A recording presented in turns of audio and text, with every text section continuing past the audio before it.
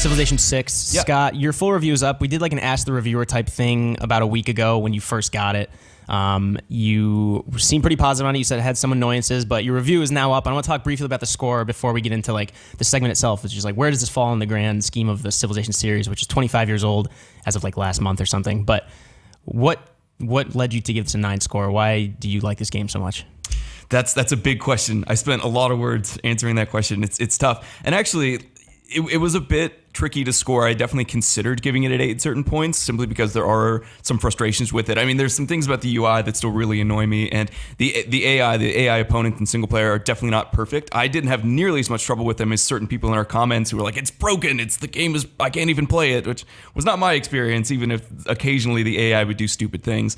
But setting that aside, I even those issues never stopped me from wanting to continue playing. It is just such an engrossing experience, and discovering all of the nuances that have been added since Civ 5 and learning all about the big changes, which we've discussed at length previously, including like unstacking the cities and active research and agendas for leaders. I mean, all these big changes make it really fascinating to me as a longtime Civ fan. For someone who's not super familiar with the franchise, because like everything you just said makes sense to me because I love the franchise, right. And people that really want to play this and have been waiting for it for months, or like, because they didn't even announce it until about May or June. They kind of like said, hey, there's a Civ 6, the next numbered entry. It's not Beyond Earth. It's not an expansion. This is the next numbered entry. It's coming out in 4 months. That's not always the case, but for someone who doesn't really understand the franchise and like is considering getting into it, is Civ 6 a good entry point?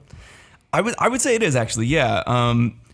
I don't think that any of the games are any better or worse a place to jump in, because no matter where you start, Civ is a bit demanding. I was actually talking to Jake Decker, one of our video producers, who was just playing Civ for the first time. She started with Civ 6. And I think that starting in the series, there is a pretty daunting learning curve, because there are a lot of systems at play and there's a lot to just remember and manage in any given playthrough.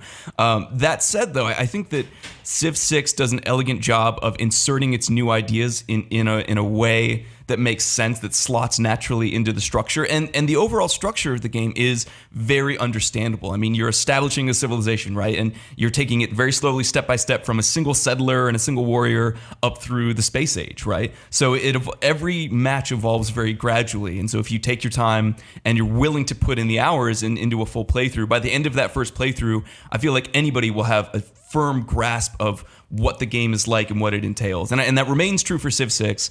And there is a full tutorial for Civ 6 as well that's like fully voiced and pretty brisk, and I think it really will help new players. So in my mind, this is a great place to start if you've never played a Civ game. Yeah, and that's the thing that's tough with these kind of games, and we did a recent video shoot at Firaxis in Maryland, and a lot of them expressed the same sentiment, that it's a series that they almost nailed the formula back with, like, I mean, even like Civ 3, the last game with its like sprites before it went to like 3D with Civ 4, like that far back. It's almost like they nailed that board game / simulation kind of turn-based, one more turn formula. So with each entry, it's all like, what features are they going to change? Obviously, unstacking the cities, whereas they used to be on one tile, now you're like spreading them across multiple districts on different hex tiles. But like active research becomes this side quest kind of thing, almost with the science that can boost and like maybe turn you in a different direction, or like boost like the path you're going down. But it's almost like, where does Civ 6 fall in the pantheon of Civ games in terms of like the improvements they've made? Because Civ 5 released and it was imperfect, well, as most things are, but Civ 5 release was really good, but there were a lot of things wrong with it. But then, Gods and Kings and Brave New World came out with the expansion, and it's like, this is the game Civ 5 should have been. Like, can you see them making certain changes to 6 that'll like kind of maybe make it like, not like objectively, but a really good game in the series? Well, so this is a pretty big question and a difficult question to answer, especially within the first week of the game's release, because as you pointed out, Civ games have a habit of growing pretty substantially after release. So inevitably, I think there will be a lot of big changes and big additions to 6 that we haven't yet seen. And honestly, there's still plenty of stuff about the base game that I'm still coming to grips with and learning about and figuring out how it all kind of connects together.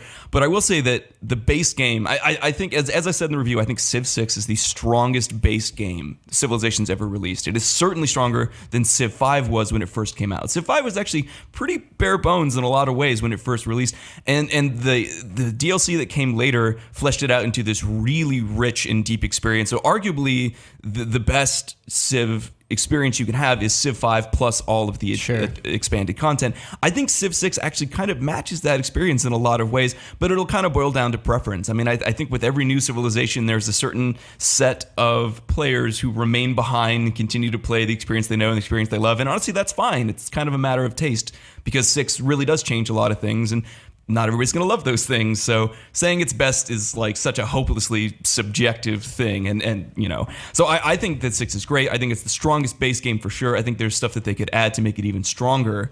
But I think that veterans will find stuff that makes it feel new and fresh and is genuinely exciting. And like I said before, I think it's a good entry point for new players as well. Sure, and it was like fascinating to look at, because the team that made the expansions for 5 is the team that made 6. So it's like Ed Beach, the lead designer. These are the people that like kind of almost, you know, like really iterated on 5 to the point of like you said with Brave New World and Gods and Kings. This is kind of that itself as it exists now might be one of the better, you know, objective entries in the series. And you can see a lot of those ideas in 6 already. You can see that 6 it doesn't really follow 5, it follows the expansions, right? It feels like the next logical progression from that point, not from the last base game. Like the espionage is intact from the expansions, right? That kind of system. Yeah, and social policies as well have been kind of like revamped, but are similar to how they were in the expansions. Yeah. And those ideas came a bit later.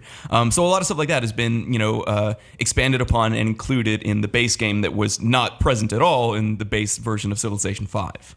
So how many hours have you put in by now? Ooh, about 60, something like that, since last like Thursday. So that's like what, 4 or 5 complete matches?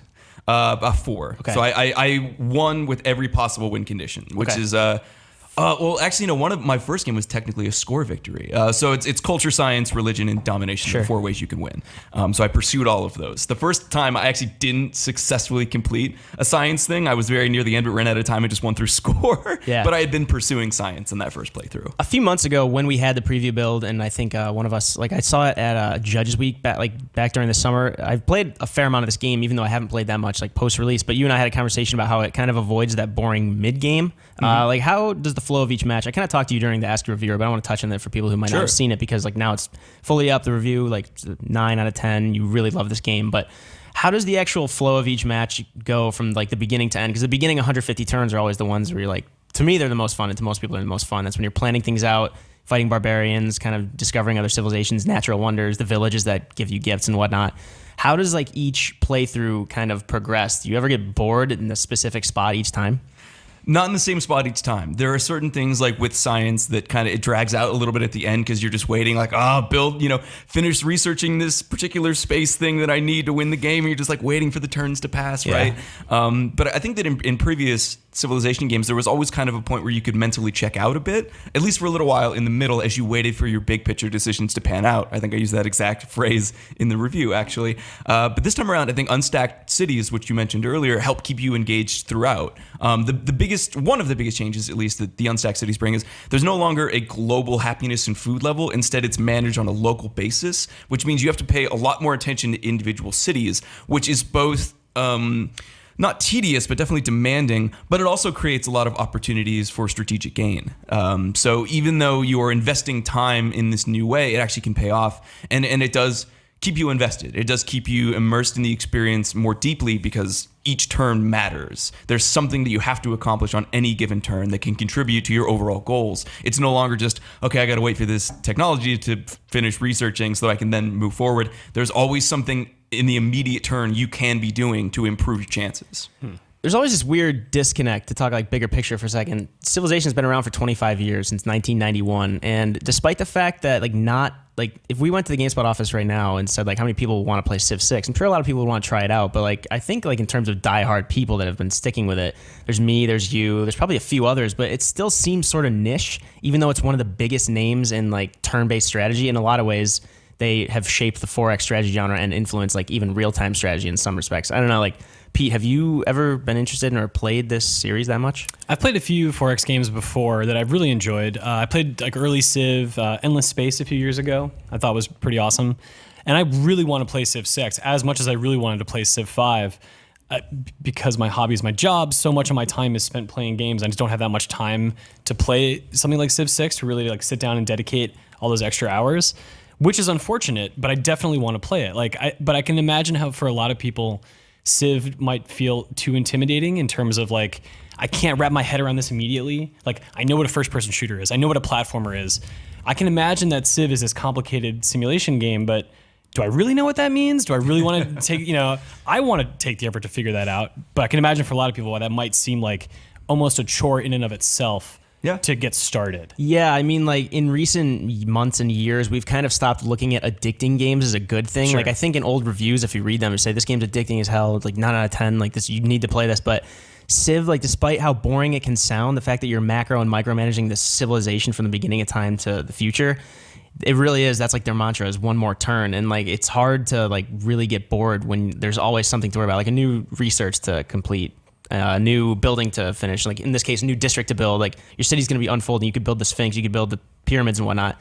It's always kind of been really fun to me for whatever reason, but it's always hard. You explain it well in your review why it is fun and engaging, but again, like this series is so intimidating. It's crazy. It's been around for 25 years. Like not many series have. It's like, no, like there's Mario, there's Zelda, stuff like that.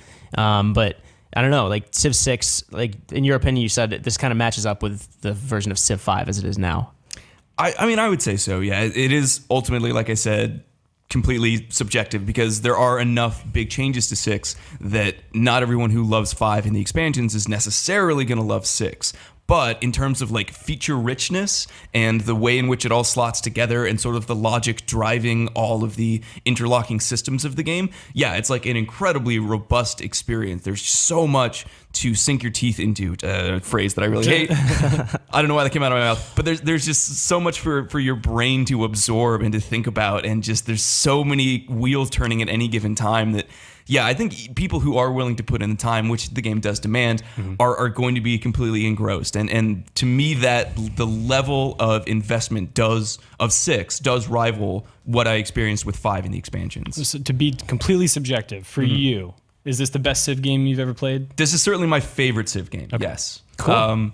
And I opened the review with talking about like playing the original Civilization with my dad. It came out when I was 5 years old, but I remembered being like, oh, catapults are awesome. You know, I didn't really understand the game, but I understood enough that I kept playing it. It's weird. I'm like more nostalgic about Civ than I am about Mario, which is weird for someone my age, but completely true for whatever reason. Definitely. Yeah, so that's Civ 6. It is released as of Friday, the 21st. We gave it a 9 Scott, you gave it a 9 out of 10. Our full review is up on GameSpot along with a video review if you want to check that out. Go read that. Go watch it. Let us know what you think in the comments below.